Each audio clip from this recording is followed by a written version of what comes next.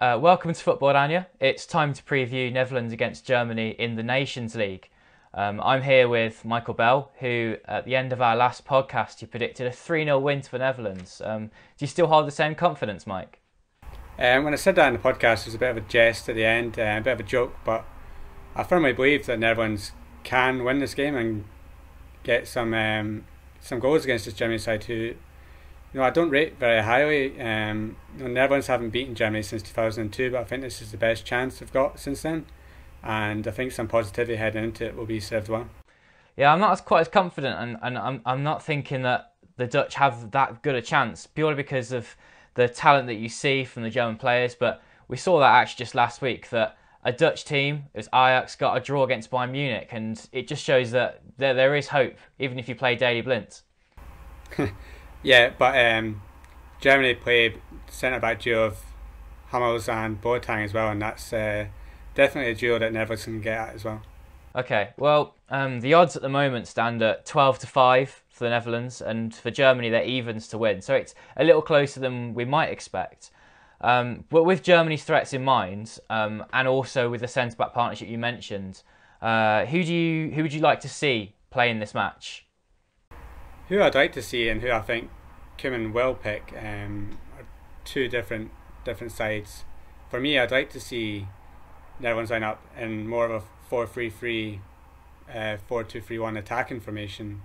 I'd like to see Bergwijn starting. He's a man in form. I'd like to see Danjuma on the right hand side as well. I think they're two informed wingers who scored. Danjuma's goal in the Champions League midweek was excellent. I think he's full of confidence and on. I think them two up front with Memphis will give Germany plenty of trouble throughout the match, and then behind them I'd like a midfield of Frenkie de Jong, Wijnaldum and Donny van de Beek. I don't want to see Strootman and I don't want to see Martin de Roon. I think that trio will be full of energy in the midfield, and behind them I think De Ligt and Van Dijk are the best centre-back duo, with full-backs of Van Aanholt and Dumfries. Sadly, I think Koeman's going to have to try and shoehorn Daley Blind in there. I hope he doesn't, but I think he might try and shoe him in a 5-3-2 formation. Sadly, I think Ryan Babel will probably start up front with Memphis again, and he might go more conservative. I hope, just because Netherlands I think have a chance in this game, I hope they don't try and sit back and defend. I really hope they have a go at Germany this time. Yeah, I like the idea of playing a 4-3-3 or a 4-2-3-1 sort of formation. And I tried to pick something similar with the squad that was available, except I found myself ending up picking a Koeman side because he didn't quite have the players in his selection to play that 4-3-3. And when you do, you run that risk of leaving space in behind with those three attackers. I ended up picking like a 5-3-2 that Koeman usually picks, and I've gone with Cillessen in goal, Van Aanholt, De Ligt, Blind, Van Dijk, and Dumfries at right back. Dumfries will make his debut if he plays. And in midfield, Vilhena, Wijnaldum, and De Jong, and a front two of Depay and Promes. But I really hope Promes doesn't play, because in the last game against France, I didn't think he impressed that much at all. And you've got players like Bergwijn and Danjuma that are really keen to get their debut. I just don't think Koeman's going to start them. I think he'll bring them off the bench. But I think that it's essential that Danjuma does get his first cap off the bench so that he's tied down to the Netherlands in a competitive match and isn't called up for Nigeria instead. I think a few of the other key points that I picked up as well is that Tete isn't in the squad, so he can't play at right back. Hence why I said about playing Dumfries. Do you think some of these guys are ready though? Because we said about Dumfries, Bergwijn, Danjuma, they're all in line to play. But what are the chances that they do? And if they do, are they ready? I think you've seen again in the Champions League in midweek. Danjuma scored against one of the best defences in the world and one of the best goalkeepers with a great strike. He's done that all season in Belgium. He's been great. Even last season for NAC in the Dutch second division, he was great. PSV have been excellent in their division this season. It's only right that Bergwijn is in the squad. He's definitely one that should have been in the last one. Koeman left him to the under-21s before he ended up pulling out, which I thought was a strange decision because right now, for me, he's a better player than Justin Kluivert is, and I think he deserves the spot more.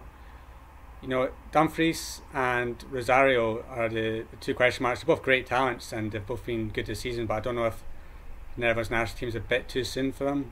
Especially in the case of Rosario, I would much rather have seen Jorrit Hendricks called up. I think he's a player that Netherlands desperately need, like a defensive midfielder, a controller from the back. He's done that this season for PSV, even in the win on Saturday. He was excellent, and I think Rosario, he's a box-to-box player.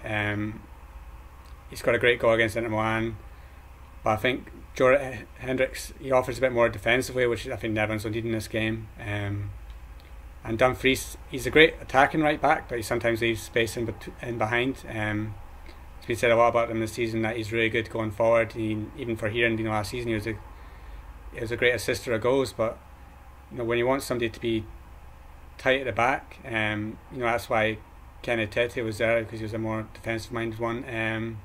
It's a strange decision, especially with Janmaat not even being called up.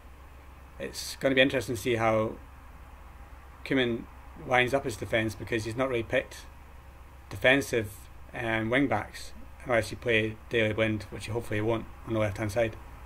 Yeah, a good point about Janmaat not being called up, because that shows that either Dumfries or Hartebø have to be played at right back or right wing back. And the last time Hartebø played for the Dutch national team, he didn't have a good match. Yeah, so my last question for you, Mike, is we've got some great players coming through to the Dutch national team at the moment. You've got players like Dumfries, Rosario, and De Ligt is already in the team. We've got loads of attacking midfielders coming through. But how about Frenkie de Jong? Like, how important is he already at such a young age? And for me, he was man of the match against France. So how important will he be against Germany? Oh, he's crucially important for the future of Dutch football at the moment. He's a player of star quality. You've seen it in the Champions League, seen it even in the Europa League when he was starting to come through. He just doesn't seem scared by any team that he comes up against. He can move the ball past anyone. You saw him against Pogba and Kante in the France game. It was effortless for him. He deserves to be on that stage.